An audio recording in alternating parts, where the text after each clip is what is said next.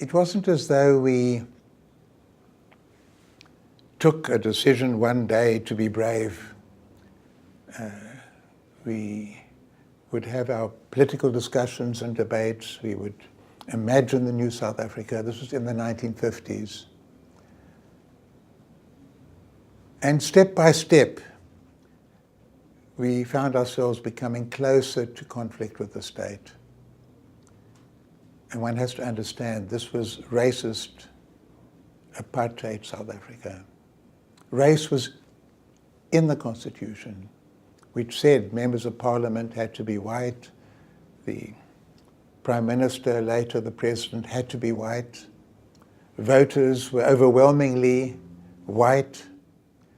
The judges were white. The cabinet administration, white. The army, white. The country was completely controlled and dominated by whites who constituted maybe 12–15% of the population, owned by law 87% of the land, including all the central business districts, the wealthy productive areas. And black people had been driven off their land, ancestral lands, into rural slums, deeply impoverished, subject to taxation. The men had to go out and work on the farms of the whites, in the industry of the whites, down the mines for the whites, and were treated as though they were simply migrant workers coming into what were called white areas, that is the great bulk of South Africa, and then destined to go back to these impoverished rural areas. It was a grossly unequal, unjust, unfair society, and the unfairness was written into the very laws, justified on the grounds in those days that the whites were civilized, were superior, that come to bring enlightenment to Africa. And yet for the majority of our people, the enlightenment involved being defeated in military terms, forced to carry documents called passes. If they moved from one part of the country to the other, they needed written authorization from whites.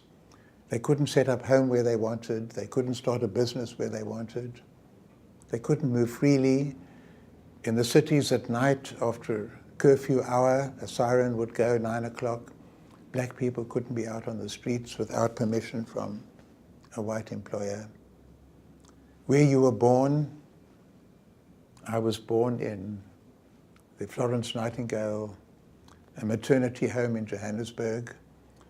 But black people would be born in their huts, in their homes, in under-resourced city areas and so on. Where you lived, areas of the country demarcated for racial groups.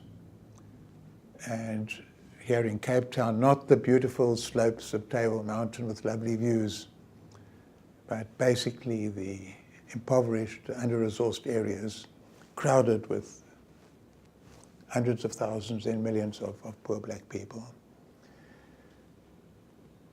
The schools were segregated, officially, formally. The beaches reserved, the beautiful beaches reserved for whites, with signs up, whites only, benches for whites only. If you went into a post office to buy a stamp for your letter, you'd stand in a queue, a line, whites only, blacks only. So race dominated everything in our country. It was a constitutional principle. It was a symbol of injustice and oppression, but also an instrument for controlling people. If a black person and a white person fell in love, they were in serious danger. If they were caught kissing, they could go to jail. So we resisted. It wasn't a huge number of young white people, but we were very motivated.